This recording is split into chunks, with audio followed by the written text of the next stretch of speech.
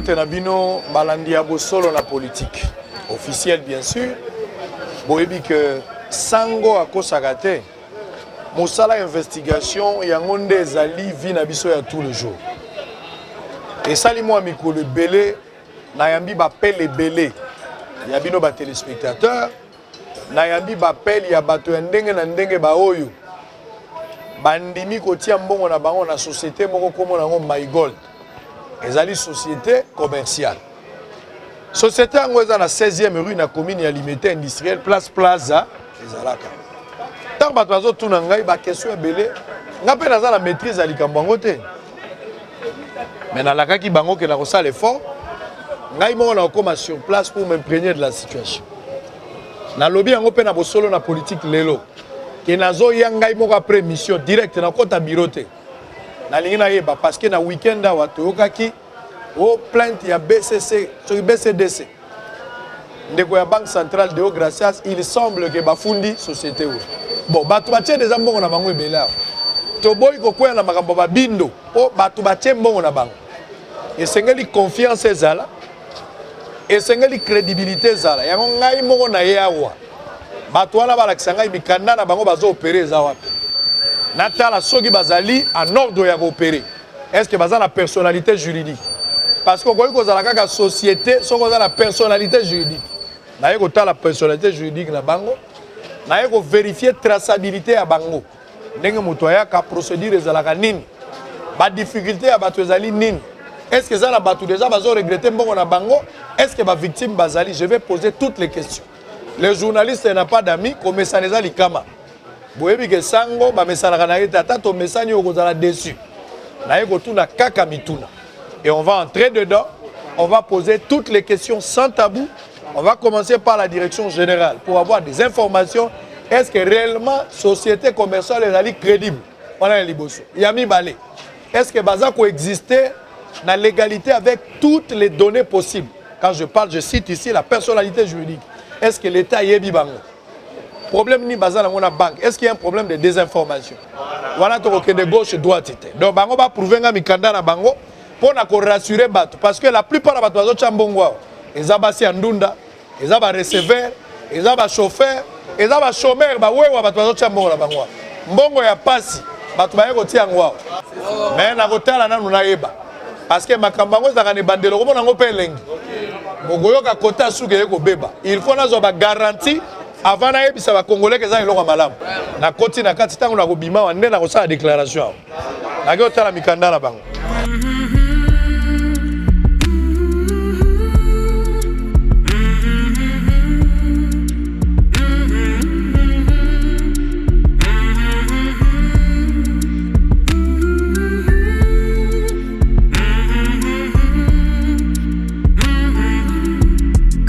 Comme je vous avais dit au début, je suis arrivé sur place moi-même pour s'imprégner de la situation de MyGold.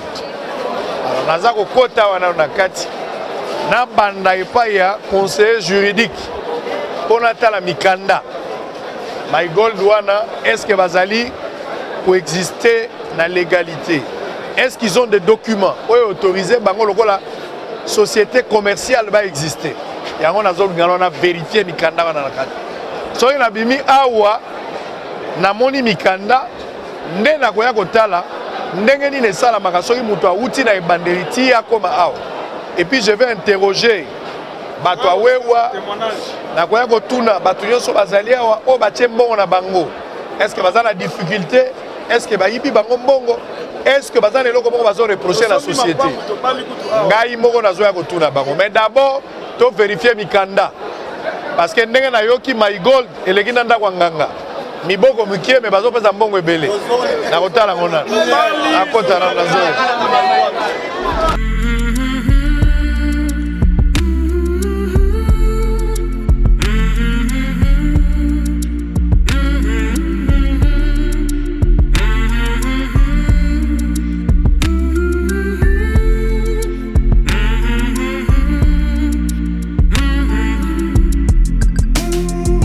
Ndenge na lobaki na bino tozali awa na société MyGold. Et la société commerciale 16e rue Limité, commune à Limité également. quartier industriel place où ezalaka place Anakala nakuti des milliers de Congolais basi na mibali mikolo na bana bango nyonso baye awa batie bambongo na bango bato ebele bapanzaki mwa sango ebele na ndenge na bango te société wana est-ce que ezali officiel est-ce que l'état ebi yango bato bazo colporter mingi pour na likambo wana nga nazali journaliste d'investigation natika na lisolo te naye sur place soki eza likambo ya solo on le saura soki mpe eza ya lokuta on le saura mais néanmoins nasepeli na bakonzi oyo mpo bapesi ngai nzela bakangeli sango porte te mpo na kozwa bainformation par rapport à cette société commerciale ndeko mbote ngai nazali Israël Mutombo toyebani sango mokonzi officier de permanence naye kozwa quelques informations na maitali société na bino bazobenga ngo My Gold rêve My Gold elingo lobani elingo lobaki mon revenu en or. C'est une expression anglaise et mon revenu en or. Et puis nous avons toboye en français parce que certains documents sont dans l'été lingaming makambo en français. Toboye en anglais plutôt et en français pour permettre aux citoyens congolais nyonso à comprendre. Voilà. My Gold est une société commerciale. My Gold est uta wapi? En fait, My Gold est comment est à l'étranger. De manière générale, est à l'étranger dans Mboka Mindele, mais awawa to créer une forme de société. Donc to beta l'histoire My Gold rêve na yo sango mokonzi à la congolaise. La congolaise, c'est-à-dire que comme une société congolaise régulièrement inscrit na ndenge mikanda ya mboka ya Congo eloba to boy to kena makambo international parce qu'il y aura de fausses et de mauvaises interprétations ou peut-être bato belé ba comprendre te. Donc les sociétés congolaises au bofungoli awa effectivement depuis quand ça fait pratiquement régulièrement, ça fait pratiquement déjà dans les 3 mois que nous avons les documents qui attestent qu'une société existe au nom de My God Rêve en droit congolais. C'est-à-dire liboso ezalaki société te sikoyo na République démocratique du Congo ndé comme société. En fait, liboso ezalaki société te, je ne sais pas comment vous répondre. Na répondre par rapport à délai à Mikando. Vous savez tant mutazu idée, abanda d'abord une idée ko kendeka bongo pai. Mais quand les gens viennent, ils trouvent les juristes, ils trouvent les gens, on leur dit mais papa, au moins le sali l'état a commencé à Mikandate. Keba, salabo, c'est la même chose. Alors, société en avant comme na vérification à Mikanda. Société wana ezana musala nini? Ezana musala un peu simple, mais difficile pour les autres parce que le numérique na Congo ezana nous vraiment à la portée de tout le monde. C'est ça la première difficulté que nous avons. Parce que tout ce qu'on fait ici, on le fait en ligne. Vous voyez, c'est-à-dire quelqu'un investit, il y a un certain nombre de pourcentages que cette personne gagne, mais tout se fait en ligne. Voilà la difficulté que nous avons. My Gold des Ali, banque, tout est nini. Parce que tant que vous avez investi mbongo, c'est que c'est banque. En fait, My Gold d'abord, dans l'action Mikanda, c'est une société commerciale où on a une activité belée. Parmi les activités à My God, c'est que l'activité à caractère bancaire se retrouve. Mais My God en soi, a un secteur d'intervention belé. My God, par exemple, a un gros business. Le moment viendra, tu remets ma place dans Bilanga. My God est en moment où nous parlons de transport en commun. Le moment viendra où vous avez image. C'est-à-dire que My God est en un développement durable, par exemple. Donc au moment opportun, vous allez voir, vous allez vérifier ça. Parce que nous ne sommes pas seulement dans le secteur bancaire comme les autres interprètent ça, mais les autres refusent que le monde à My God rêve n'a pas caractère né à développement durable. Différence il y a My Gold na Bindo. Différence à My Gold na Bindo c'est simple. Les Bindo les autres là n'ont jamais été enregistrés comme des sociétés commerciales en République démocratique du Congo. Mais nous avons tous nos documents qui atteste que nous sommes une société commerciale. Mais tous ces fantômes-là, mais ils n'ont jamais existé sur le plan des droits. Société commerciale, na kati ya ba branche oyo lobi ya My Gold, et la branche moko explicité clair noir sur blanc que bokoki kosala l'activité bozo sala ya kozwa mbongo ya bato ko futa bango na ba intérêt. Bien sûr. Ezali. Nako kotala mo. Oui, Bon, d'abord, avant de commencer, prouvez que malgré des sociétés, so besoin de mikanda, on a tous les documents où ils ont permettre bino pour exister. Ah, la société. merci Sango. Devant vous, vous avez d'abord notre statut. Ceux qui photocopient, peut-être ils ont bientôt fait. Ouais, voilà. Les statuts au monde va cacher les alliés, tout ça. Et puis vous avez. Là, légalisé, vous avez l'acte notarié. L'acte notarié, là, tout se fait dans le guichet unique. Tout actuellement. Vous avez l'acte notarié. Vous avez un numéro d'identification nationale à Bissau.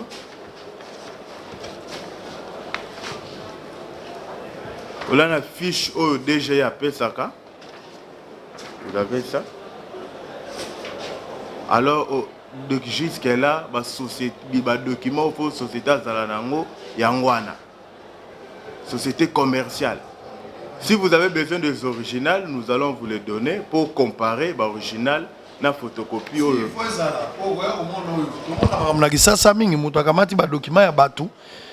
Papier, photocopie, on en a vu. Hein? Pour un journaliste d'investigation, j'aurais préféré même. Je vais aller n'importe où vous voulez, même dans le guichet unique, vérifier véracité et les documents. Document DGI numéro impôt namoni yango ezali numéro impôt yango c'est besoin de ta taxe bien sûr bien sûr identification nationale pe namoni namoni yango clairement namoni et puis acte notarié yango pe namoni acte notarié ça dit que ministère de la justice na garde so namoni yango société za ko exister mukolo société en fait c'est un Congolais. Comme tous les Congolais, comme vous aimez. Non. C'est pour un Congolais. Un Congolais de nationalité congolaise qui habite le Congo et un Quinois. Namoni Mikanda, où ils ont l'accès que MyGold est une société reconnue dans le ministère de la Justice pour Mikanda Nyoswezali. Alors, Batu Oyo Bazakoya et pas Nabino, client Nabino. Moto a commis membre à MyGold. Na aucune précision pour awa parce que précision monsieur ezali na ba service esika na kozwa.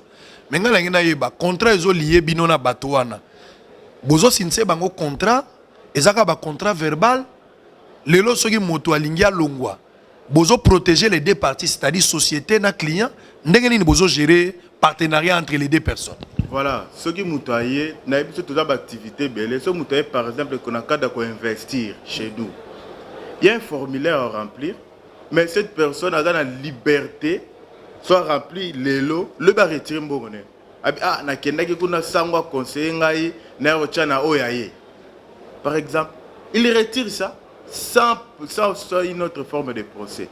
C'est-à-dire que nous garantissons à tout le monde qui vient chez nous a la liberté des choses. Soit Lingui a continué avec nous le fait, s'il ne veut pas, il est libre.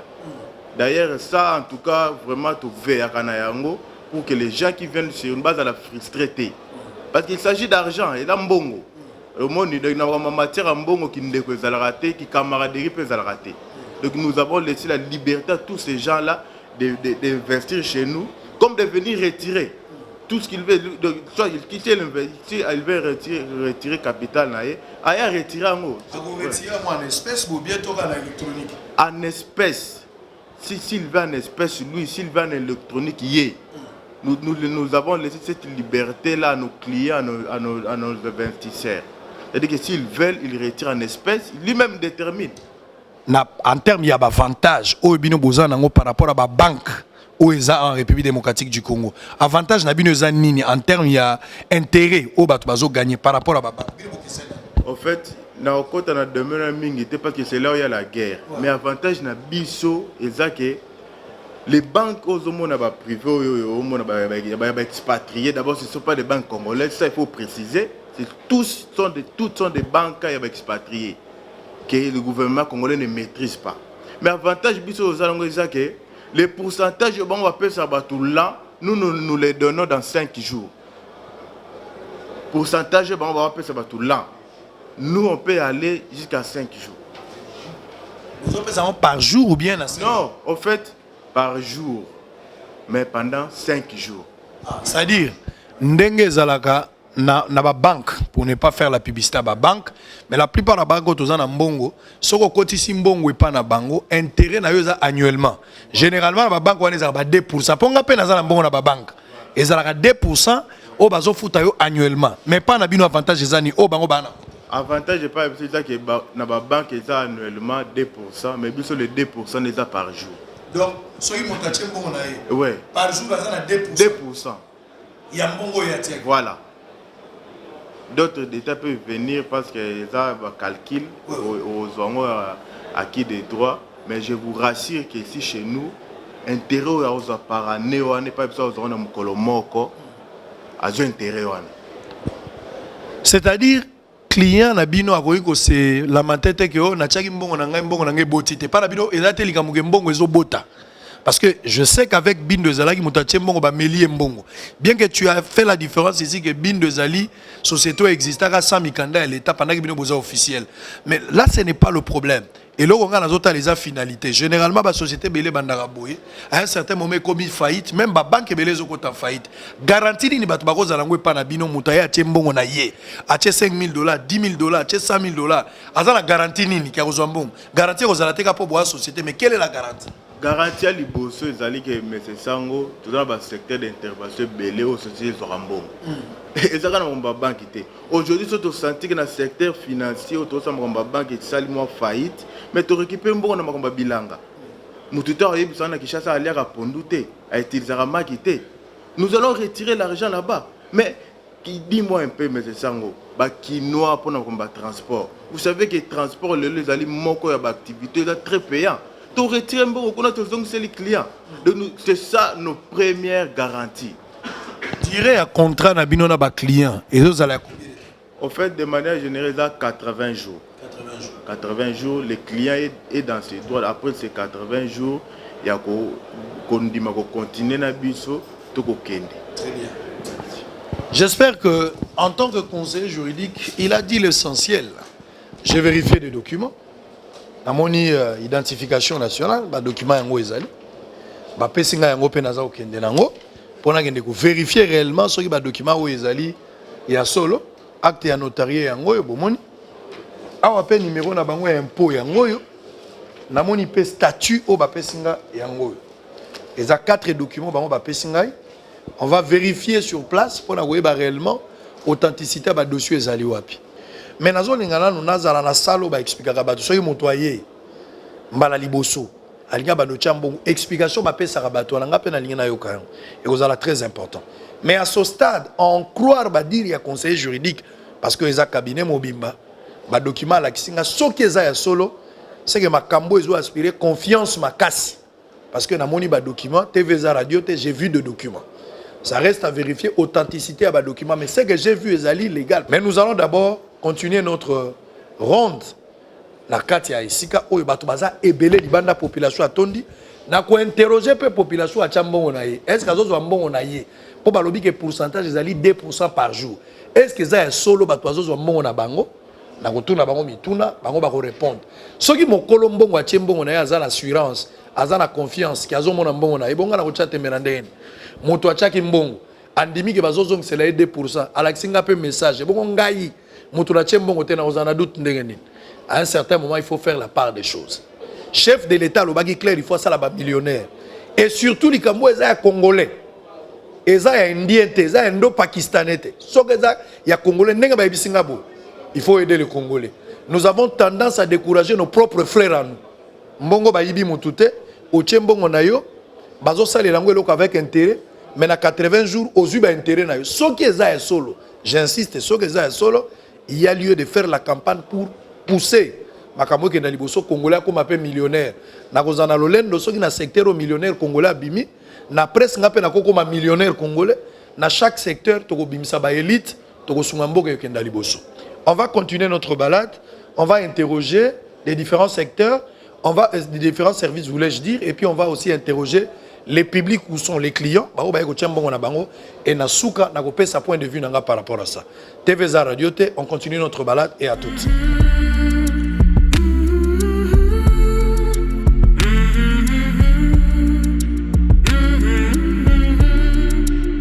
Ndeko Mboto, Mbote Papa Sango. Awa tozali na My Gold dans 16e rue. Auti ko zoma appel ya bato par rapport à situation à My Gold. Tobandi na conseil juridique qui a montré vos documents. Na stade on ngina yeba eloko moko. Soki moto auti na ndako na ye aye awa na My Gold. Bato bazoti ya mbongo na bango. Babandaka wapi?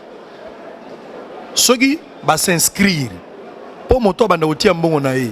Alingi na zo explication nyonso wana ngape na comprendre soki moto aye intérêt na ye zanini ko chambongo liko lobanini akozonga na combien de temps tout ce que vous donnez comme formation là banga ngina ye bango mais attends un résumé à 5-7 minutes. Merci beaucoup. Nous sommes My God Rêve. My God Rêve et l'ingoloba tout simplement mon revenu ou soit mes revenus de l'or. Alors My God Rêve ils ont travaillé na ba investisseurs et non ba salariés. C'est ça en fait notre vision. Il y a aussi la population, base à la salariété, mais base à la un investisseur, base à la investisseur en fait. Alors, question pour nous répondre à nous, nous sommes à outil na aïe comme on a biso. Et là, il y a une présentation, il y a une opportunité. Parce que My God Rêve présente tout simplement une opportunité. Alors, nous avons 3 opportunités où My God Rêve va se présenter. Il y a les bossés aller investir et avoir les retours sur capital, c'est-à-dire les retours sur investissement. C'est-à-dire quoi? Au Tembongo, au misé là, au comme investisseur. Mbongo na yo au misé le roi capital. My God Rêve a travaillé et puis a foutu un pourcentage chaque jour. Le pourcentage non chaque jour, vous en avez droit à payer chaque jour. Ouais, ça opportunité à l'Ibosso. Opportunité à mi balai et ça autobéni marketing relationnel. Toyebi na entreprise, qui entreprise pour passer dans la télévision pour la publicité, c'est pas une mince affaire. Et ça vraiment somme un bon moment belé pour la pub et les cas na télévision. Mais jusque là, bon on a besoin de la télévision, c'est pourquoi? Parce que M. Conan Robert a déjà inséré un bon marketing relationnel dans l'entreprise soit société My God Rêve. Alors comment va bénéficier de marketing relationnel? Aussi longtemps ici dans My God Rêve, il y a le marketing relationnel, entre parenthèses marketing des réseaux. My God Rêve va foutre 10%. Et ça quoi aux Umutu, au Kenaye, dans la société Morosongolo, à côté Simbongo, dans la société Wana. Alors, Yumutoye dans Mutuana, on a droit, il y a pourcentage. Il y a comme le roi commissionnaire. Voilà en quelque sorte, comme le rôle là, commissionnaire en quelque sorte. Voilà, c'est ça. Ouais, c'est la deuxième opportunité où on gagne Mbongo.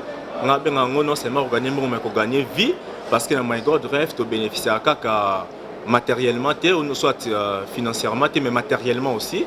En prévenir, tu peux s'arranger tout cas, ils ont quoi cadeau, on a parlé 10% au salaire marketing relationnel, tu peux s'arranger moto, tu peux s'arranger téléphone, ils ont quoi juste cadeau. On a bien entre parenthèses. Voilà, prime d'encouragement, c'est ça. Bon, là, il faut comprendre. Ce qui est motoyé, à Outinanda, il y a un investisseur dans My Gold. Aza par exemple, la $100. Il y a $100 pour attirer l'investisseur. Et là, quoi que ça, les nini, à représenter document nini, à rebandana wapi, comment il va récupérer son argent. Merci beaucoup. Tant de Kaotinda aye comme on a biso, et le Waliboso te conseille à passer d'abord la présentation opportunité pour comprendre c'est quoi en fait My God Rêve. Parce que tant que nous sommes quelque part, il faut très bien regarder na timbongo wapi et puis pourquoi na tiango et alors comment peut na robanda ko gagner ba pourcentage na ngai. Alors tu conseilleras toujours ya robanda na présentation et My God Rêve pour ba elo ni oye sala. Alors la présentation de tu expliquera nyonso. Tu expliqueras comment investir, comment gagner et puis c'est combien les pourcentages parce que les opportunités sont subdivisées par rapport à la classe. Donc on a obtenu un package, on a un package 1. Alors, package 1, ils en ont 2%. Il y a capital à investir chaque jour. Alors, package 2, ils en ont 2,5%. Package 3, ils en ont 3,5% capital à investir. Ça va montant. Varié par rapport à oui, déjà, la somme, il y a un bon et puis c'est par rapport à ça, on a aussi signé contrat. C'est-à-dire, si on a package 1, niveau na biso soit étape ou soit classe na biso liboso, on signé contrat. Classe na liboso, bon, on a et bandi voilà, package 1, classe na biso liboso. Et bandi bon on a $20 qui nous a $10,000. Alors on a 2% capital à investir. C'est-à-dire ceux qui montent à $1,000, $100, $5,000, $8,000, même $10,000.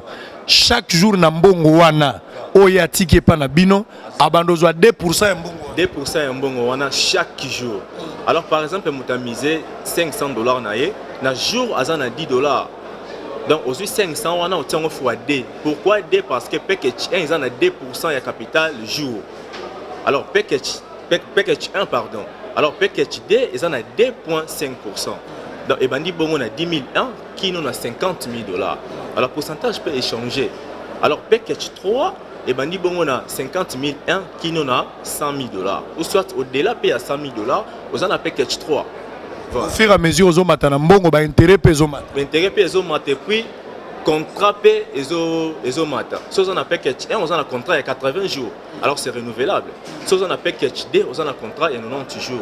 On a package 3 on a un contrat il y a 100 jours. So il moto a $10 000, a $5 000, a $500. Ache mbongo ne lelo. Ake nanda kwa loti ndoto mabe. Amoni mbongo ne zo limo a partir ndoto. Alinga zo mbongo na ye. Est-ce que ba contrainte? Voilà. C'est ce que moi j'ai toujours appelé aux conditions, mais les autres appellent ça des avantages. Des avantages, je suis venu, des avantages, avantages. Ce n'est que normal, il y a rien. Mais moi j'ai toujours dit une chose, que dans My God Rêve, et comme l'autre des avantages, ce qu'il y a à comprendre. Alors comment? Pourcentage, au misé capital, pourcentage, chaque jour, je réponds par rapport à la question sur la condition. On peut opposer cas ce qui moutou aïe à l'autre notamabe à Zambongo naïe. Alors My God Rêve a été moi des conditions à l'obiboé. Pourcentage nous les autres chaque jour aux endroits il y a mis chaque jour. Mais seulement capital n'a eu misé au besoin on a fait un contrat. Voilà. Là, ça je comprends. Mbongo ya kozwaka chaque jour ba 2% wana motako bimisa 2% ne chaque jour. Chaque jour. Comment on a ngondé ni azola ngo wapi? Alors on va partir à compte. Laissez-moi d'abord finir aux abongos des conditions on est acquis à Liboso. Alors il y a mis balai on a ko bengango mutumde comme ça ko bengango des avantages on a bengango tout simplement les conditions. Il y a mis balai les aboy. My God Rêve a pesio permission à permettre yo il y a ko investir mbongo ya comme membre na biso na $20 à partir de $20 comme membre na biso. Mais à pesio permission te yo ça la retrait na c'est à $10. Voilà. Linkoloba tout simplement que comme ça mbongo na My God Rêve et bandi na $10 mata. Donc ce qui est OK au tembo no lelo okenda ko lotindo to mabe et sali ki ozo ngoy sangai ke leader eli na lotindo to mabe zongi selanga imbongo na ngai. Non yebisa ozana classe ni on a na package 1. Donc là il faut patienter 80 jours et comment pour ozo capital na yo. Très bien. Donc mutakoy ko rompre contrat mais plus na terme ya ba intérêt. Akoy ko kata na ye. Mais pour na kozwa mbongo no ya capital il faut zela automatiquement 80 jours et koka. Na suka 80 jours. Bozozong c'est la moto mbongo na ya intérêt. Na mbongo ya capital to capital bino bozui ya zuka ba intérêt. Non. Tant aux mbongo na yo. Supposons que toke na ba chiffre. Supposons que mutachaki $100 na ene bandeli. Chaque jour azali na $2. C'est ça non? Chaque jour azali intérêt à $2. $2 représente les 2%, il y a $100. Il y a $100. OK. Alors, si 80 jours est commis, à $2 na 80 jours, on a à peu près $160 au Yazui. Bon, on a souka na 80 jours, $100 na tchèque. Alors, on a là $260. Donc, c'est $100. Na $100 na yo wana o attaqué. Et ça on peut singa mbongo na yo, na tekel na sala ngo mikate bénéfice to kabola. Non, autant do kabola chaque jour, ce n'est que le pourcentage, ce n'est que le gain, le bénéfice. Auto benga bongo mileki ozo bota. Mais capital na yo, oza obligé, oza na droit na ya kozongo na fin ya contrat na yo. Auto bande ko kabola le jour, et ça qui juste pourcentage ou soit jour juste mileki oyo capital na yo ezobota. Et ça qui capital te. Voilà. Capital ya mutu zotika. Ezotika là et puis on a souka ya contrat na ye. Ba mbongo na ye intérêt akozwa ngo journalièrement ndenga lingi mais capital na inda akozwa ngo na souka. Akoki pe kotika ba intérêt na ya bombi nyonso. Na capital na souka abimisi nyonso. Tout à fait. Ndenge nini moto abando surveiller mbongo na ye mbongo ezokota. Oye bandeni ke mbongo no. Voilà. Ce que yé olingo investir na My God Rêve. D'abord, na côté na comme membre. Non, il faut d'abord te faire le compte. Tu bandit na compte Humel, si vous avez un compte Humel, tu fais le compte Humel. Après, tu fais un compte, tu fais le compte My God Rêve.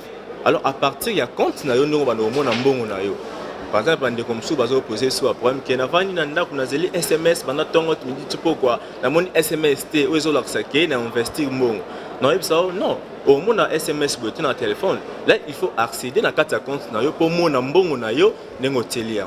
Voilà. Chose à la compte email, au moins un message. Non. Bon, pas nécessaire. Bon, comme bon on a eu au moins dans la journée, ou soit bon on a eu comment capitaine nous a évolué. Au moins on a Gmail. Au moins on a compte d'ailleurs My God Drive.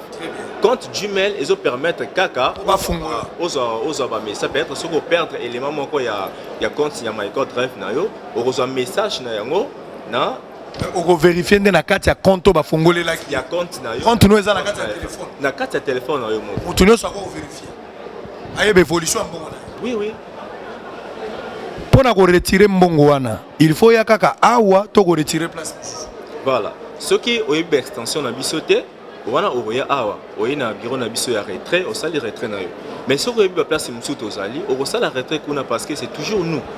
Voilà. Est-ce que retirer mbongo ça la limite moko balobi par jour ko retirer mbongo? Parce que dans ma banque musuto ezalaka na c'est à $10,000 ko retirer, likola 10,000 ko retirer te. Est-ce que pas na bino za na ndelo ya ko retirer mbongo? To mutako retirer par exemple ceux qui mbongo na ngai na se retrouver comme $20,000. Na nina zo na le même jour. Est-ce que ça la limite ya retrait? Bon, limite, il y a retrait dans la journée, c'est juste $5,000. $5,000. Donc, au-delà de $5,000, on doit être dans la journée. Voilà. Maintenant, on doit aller le 5,000. Voilà. $5,000. Bon, ce qui n'a pas d'intérêt dans le nyonso. Nambo on a capital na souke comme 80 jours. Na nina zo nyonso. Jour mo pe moya Non, en fait, comme Misambongo, on va appeler le bandi na $5,000. Donc, ce comme il souka ya contrat na yo. Bon, on a vendu. Voilà. Misango il faut na sala ngonde. Na ba étape par jour na ko ba nous montant XX. Oui. Na vide compte. Oui, au vide compte na yo. Très bien. Est-ce que moto mosusu azali na accès na compte na nga par ngai? Voilà. Moto azana accès na compte na yo soki yo PC élément o eza ya compte na yo élément mo eza nini. Pour accéder à compte na yo, on a 3 éléments où faut se servir na yo. On a auto bengi MGR. MGR veut tout simplement dire My God Drive. Mais ceux qui ont bêti MGR na yo na compte na yo et puis ça identité na yo. Automatiquement My God Drive va reconnaître yo na combo na partir à MGR wana. Après on a un mot de passe il y a compte na yo et puis on a mot de passe il y a auto bengi mot de passe il y a transaction. Et ça bon 3 éléments ou soit 2 éléments. D'ailleurs les 2 on est d'Arabie surtout accéder na compte. Mais les codes ou soit les mots de passe, il y a transaction et d'Arabie, c'est juste tant que ça la retrait d'être au Sengayo, mot de passe de transaction. Très bien. Merci beaucoup. Je pense que l'essentiel est dit. Ce qui m'a dit comme investisseur, et ça le ressort que l'on a quand on a tapé sur mes bécotés au peso bikila. Donc il faut comment, au y formation pour d'abord aux la convaincu. Pas obligé au commater, mais ceux qui ont commis convaincu à ce stade-là. Formuler les alliés au remplir selon denga expliquer biso soko remplir yango lobi tenga la ngina kota me nazo banana na classe ya yambo nazana mwambongo nanga $100 ndenge ba lobi classe ya yambo ezali ko bana $20 tina $10,000 soko pesi mbongo na yo ba remplir critères nyonso esili chaque jour au banda kozwa 2% ya mbongo na yo yotia ba pourcentage nozo yango chaque jour au banda ko vérifier yango na compte kozala nango ba kofongolela yo awa okoki ko retirer yango par jour tout comme on retirer yango na suka tango likelemba na yo ekosila mais avantage ezali capital na yo tikali ka moko so opesi mbongo na yo tous les jours on a 2% ya litabisi ya mbongo na yo mais capital evandi kaka na suka okobenda capital mais intérêt okozwa na yo tout comme okobomba ngo na yo par jour so kozana mbongo no lingo bimisa te ezebele soki okokisi $5,000 esili okozwa par jour koleka 5,000 te wana eza normal na babanka libanda pe ezalaka. Mais avantage c'est que les copa ba congolais. Babeta koufra ka place ba boukelio. Lichete, liliete. On va continuer. Merci.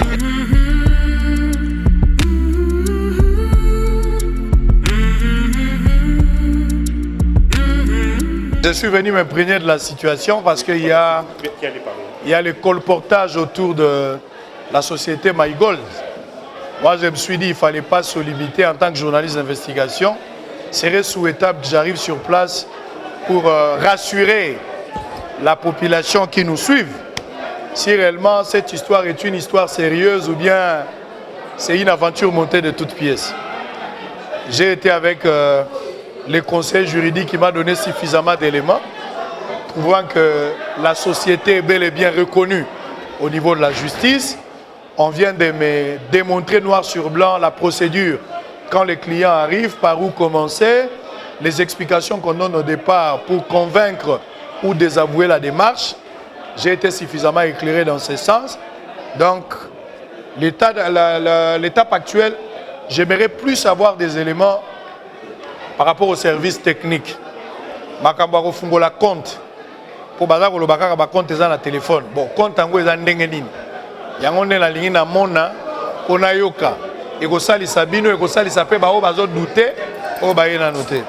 Je ne vais pas vous prendre du temps parce que vous travaillez, mais quelqu'un va m'expliquer juste pendant 2-3 minutes. Je sollicite votre patiente même pour 2 minutes. Je vais vous laisser. Qui va expliquer? Mon frère, Mbote. Awa, comment on a? Comment on a Colin Lingisi. Lingisi. Wa Mungala. Très bien. Bangala bandima difficilement.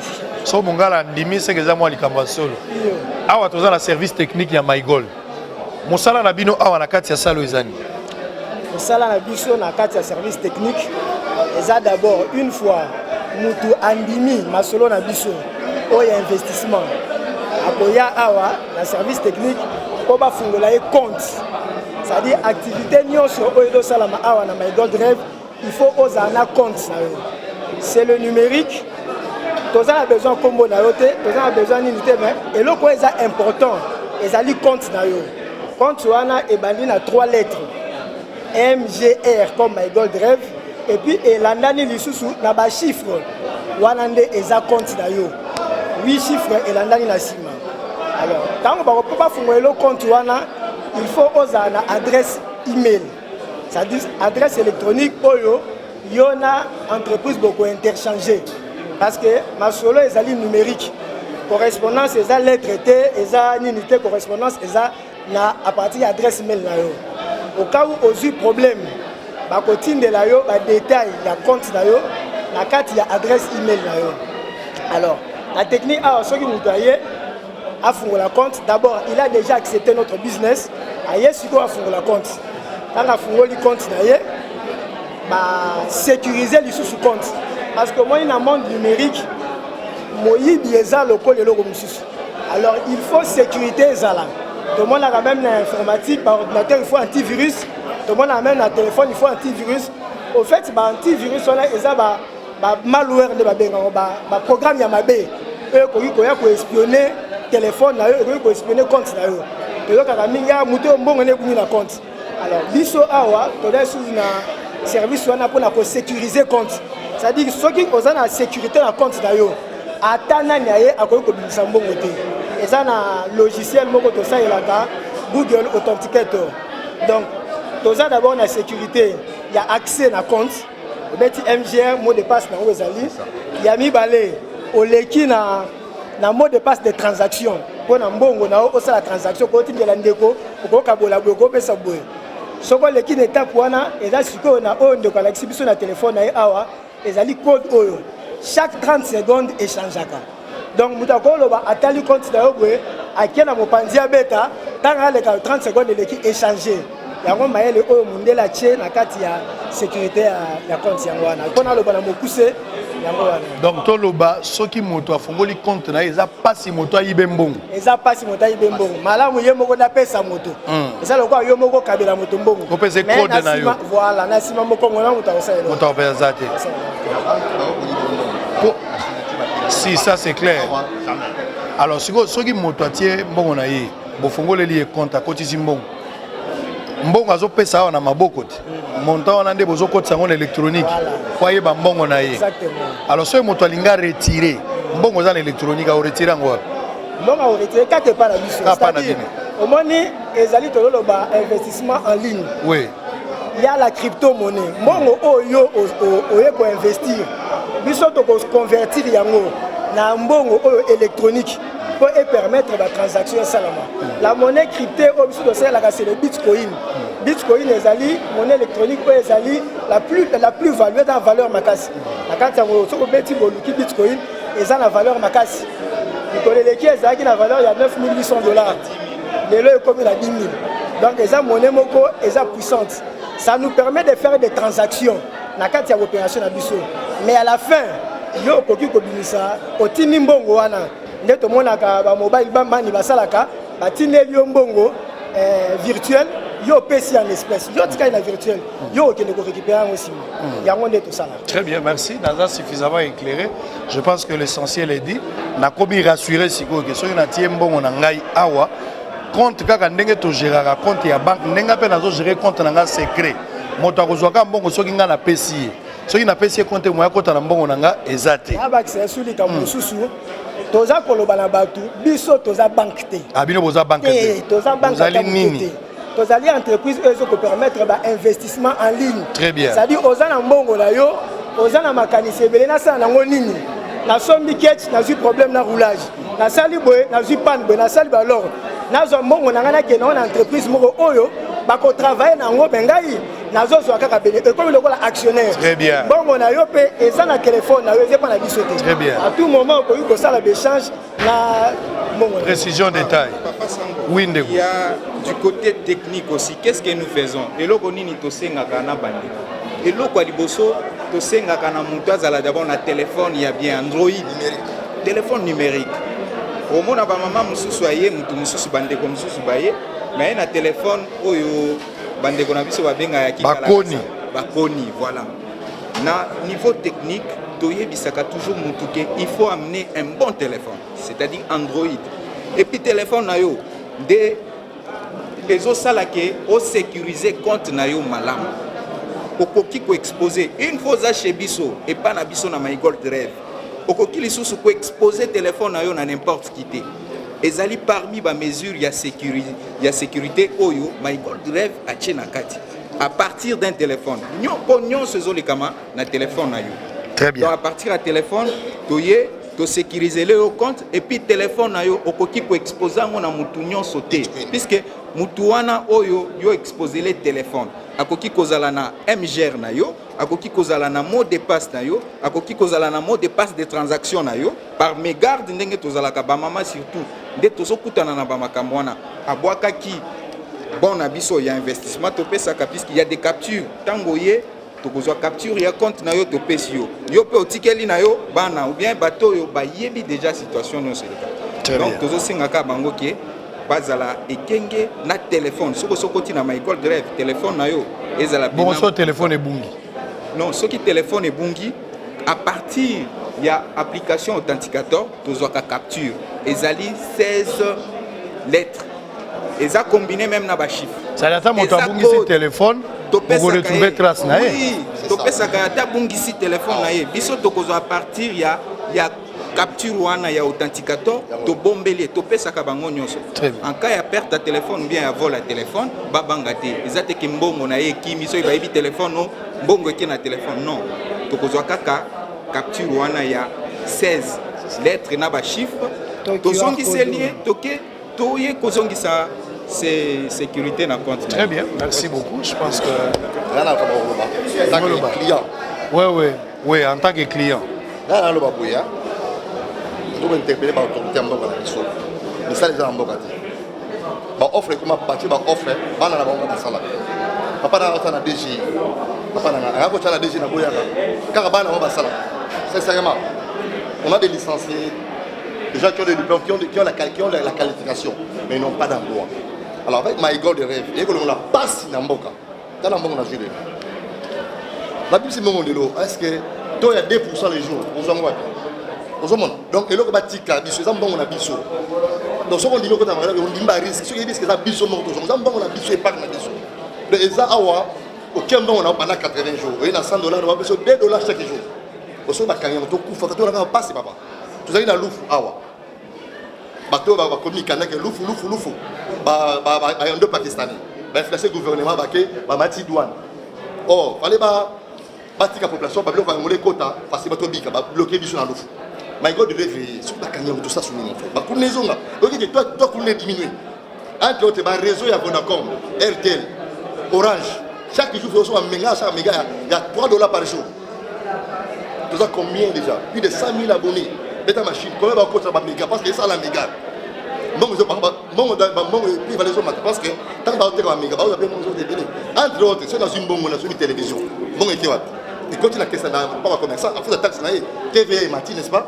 Soit dans une bonne voiture. Donc, circuit Ezali. Circuit Ezali. Très bien, merci beaucoup. Allez, au revoir. Hein. Merci. Service client. Maman Bote. Quand les clients arrivent chez vous, quel est votre travail? Qu'est-ce que vous faites avec le client? Ok, alors d'abord, le service client que je fais ici, je prends en charge d'abord les clients qui sont à distance, qui ne savent pas arriver à notre bureau. Ok. Est-il que déjà, dans le bureau où vous avez été avant d'arriver ici chez nous, il y a autant déjà des collègues qui prennent en charge les clients physiquement. Voilà. Alors le service dans lequel moi je travaille, je m'occupe plus du back-office. C'est-à-dire, je reçois les clients à distance qui ne savent pas arriver à nos bureaux. Donc ce sont ces clients-là que moi je prends en charge. Alors ces clients-là, ils nous appellent... Qui sont dans la province, ouais, qui sont à l'étranger. Par exemple, oui, My Gold est international, ça vous le savez, n'est-ce pas? Donc nous ne sommes pas seulement à Kinshasa, nous avons des clients partout en RDC, je vous informe déjà. Alors il y a aussi des clients qui sont à Kinshasa mais qui ne savent pas arriver à nos bureaux. Nous avons un numéro service client et c'est ce numéro-là que vous voyez qui est devant vous, 081 839 79 76. Alors, ces clients, ils nous appellent pour différentes préoccupations. Il y en a qui appellent pour des renseignements, c'est-à-dire ils veulent savoir c'est quoi que nous faisons concrètement en tant que MyGold. Il y a des clients qui veulent savoir comment avoir un compte MyGold, ils appellent aussi et je leur donne les éléments qu'il faut pour avoir un compte MyGold. Il y a des clients qui se renseignent sur comment investir. Parce qu'il y a même des clients qui sont à distance, mais qui peuvent aussi investir en étant à distance. Ils se renseignent. Il y a des clients qui ont déjà des comptes MyGold et qui veulent avoir des explications sur comment effectuer leur retrait. Parce que déjà, chez nous, nous faisons le retrait en toute sécurité, n'est-ce pas? Je vous l'informe déjà. Donc, les clients m'appellent pour autant de préoccupations à la fois. Donc, ces clients-là, c'est... Donc, je suis le miroir de l'entreprise. C'est moi. Donc, parce que les clients qui sont à distance, qui ne savent pas voir MyGold, ils me contactent moi par... C'est un call center. Bien sûr que oui. Généralement, on vous accuse aussi de beaucoup de choses. Entre autres, vous donnez un numéro, mais quand les numéros sont, personne ne répond à ces numéros. Ou soit vous répondez un peu tardivement, peut-être vous choisissez les numéros, je ne sais pas. La lenteur. Nous ne choisissons pas de numéro d'abord, étant donné que mon téléphone d'abord... C'est décharge. Non, il ne peut pas se décharger. J'ai le courant ici au bureau 24 heures sur 24 pour votre information. Donc ce n'est pas le courant qui me manque. On a un très bon téléphone aussi qui fonctionne très bien. Donc les clients, quand ils nous appellent à chaque moment, c'est-à-dire pendant les heures ouvrables, parce que le bureau quand même, j'arrête à 17h. Je suis là à partir de 8h30, c'est-à-dire pendant les heures de travail, les clients savent m'atteindre. Ils peuvent appeler normalement, ils peuvent écrire par SMS, ils peuvent nous contacter via WhatsApp. Et le numéro est ouvert, nous recevons tous les clients. Et il y a même des clients qui nous appellent. Ils m'appellent, je suis sur une autre ligne avec un autre client. J'ai assez aussi de crédit pour appeler ce client-là, parce que ça ne me manque pas aussi. Donc MyGold a mis à notre disposition tout le moyen afin de servir tous nos clients. Mais comment tu t'en sors avec des clients qui ne parlent que Lingala, qui ne parlent que King Congo, alors que vous avez du mal à parler? Bon, en fait, déjà mes collaboratrices, je ne travaille pas seule ici. Moi, je suis juste responsable de service client. J'ai 2 collaboratrices qui maîtrisent mieux Lingala que moi. Alors, nous ne parlons pas aussi seulement français. Il y a des clients qui parlent Swahili. La collaboratrice de l'autre côté, elle parle français, elle parle Lingala, elle parle Swahili, elle parle Tchouba. Il y a Madame Laurentine, elle parle très bien français, elle parle Lingala. La langue de l'Équateur, c'est encore comment vous appelez ça? Lingala. Ouais, elle parle très bien. Et vous parlez aussi l'anglais? Oui, je parle anglais, hein, je sais de parler. Hein. Je sais de parler anglais. En Chilouba, là, vous êtes très à l'aise. Bon, mais si c'est ma langue maternelle, où est le mal? Tu connais un mot en Chilouba, par exemple, Fachi Beto. Très bien, merci beaucoup. Tu connais Tshisekedi comme président de la République démocratique du Congo. Très bien, merci beaucoup. Je suis rassuré. Je voudrais juste avoir une idée comment un client est reçu, parce que les clients ont toujours été rois. Si, il est roi. Et sans lui, nous ne pouvons rien. On est là, c'est parce que le client existe.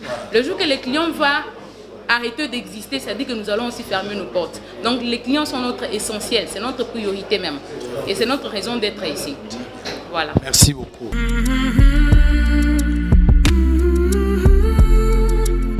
Ah, Tozana Caisse. Ouais. Place Batouazo à Botika Mbongo. Ouais, ouais. Alors, vous faites d'abord que Tu fais la partie à 9h. Oui, mais sinon, service et bandit à partir à 8h30. Mais on commence à percevoir les gens à partir de 9h. Pour moi, tu as un exigé. Tous un bon d'investissement, tu peux faire bango, so bailler, remplir en haut, et puis se présenter dans la caisse. Voilà. Ça dit que ici déjà, la Cameroun a fait un compte, accrédité, c'est comme normal, na soukande aye kotia. Ndé na soukande yemo ka yena compte wana à remplir comme minimum ce qu'on appelle MGR, net numéro matricule mutwana, na mot de passe na et puis voilà, aye, na identité n'est complète, et puis aye na montant plus le frais de transaction, tout ça, le nom du parrain comme référence. Et puis voilà, il investit calmement. Et puis en donnant les bons, à partir de bon on va prendre l'identité comme on a un système informatisé qui gère la base de données d'ici. Et voilà, et une fois rempli, on imprime la facture qui est là. La facture, voilà, ouais. Déposé, comme preuve de paiement. Parce que oui, en cas de preuve à dépôt. Comme preuve à dépôt, à cause voilà, et puis voilà, ça passe. Très bien. Il y a le cachet qui est là, il y a la signature du caissier, il y a la signature de mon client et ça lui sert comme une preuve de paiement. Il y a investissement. Voilà. Il y a investissement, oui. Si, dépôt, investissement, c'est la même chose. À investir, il faut prouver qu'il a déposé un bon investissement. Effectivement, oui. Des preuves, ça y est. Si vous avez un téléphone, vous avez un message. Oui, oui. En fait, une fois investi, Azana continue. Bon, ça peut-être, excusez. À partir de MGR, on peut accéder. Dès que le compte, c'est ça. MGR, on mot de passe. Et à mesure de sécurité, on a communément un captcha. Ce qu'on a respecté, on a se connecter dans le compte. Et puis, on a investissement. Voilà. Et chaque jour, il va commencer à bénéficier d'un pourcentage journalier. Selon intervalle à forfait à investir. Très bien. Voilà, donc c'est un peu ça. Alors, retrait, ça, la marque. Ça, les retraits, ça. Comme les DMC Azana a orienté Bino. Très bien, merci. Je vous en prie. Mbongo na bino botiaka na ebandeli. Balobi na ngai ke bozwaka 2% par jour. Ya mbongo bo investir. Vrai ou faux? Vrai. Balobi capital okozwango kaka na jour ya suka soki 80 jours ekoki. Vrai ou faux? Vrai. Ozan eloko koloba? Eza vrai. Non, awe ezaka vrai ou faux? Yo ozan eloko monsieur eza contraire. Hein? Te ngana besoin ba les plus anciens ngana tuna. Mbongo balobi bozozwa 2% par jour. Eza vrai ou faux? Mbongo na bino bozozwa ngo en ligne na compte ozo vérifier mbongo ekoti déjà.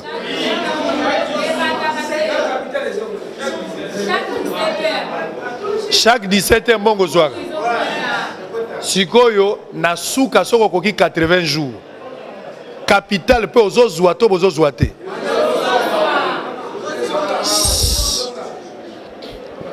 Yo bando koti awa. Et ça sali combien de temps? Bando na compte ozanango. Ça sali combien de temps? 3 mois et demi. 80 jours na ne kokite. Kasi na 80 jours, yo komisi na témoigner sur ko zoeza te. Ah, nana zimbongo na été. Pona nini?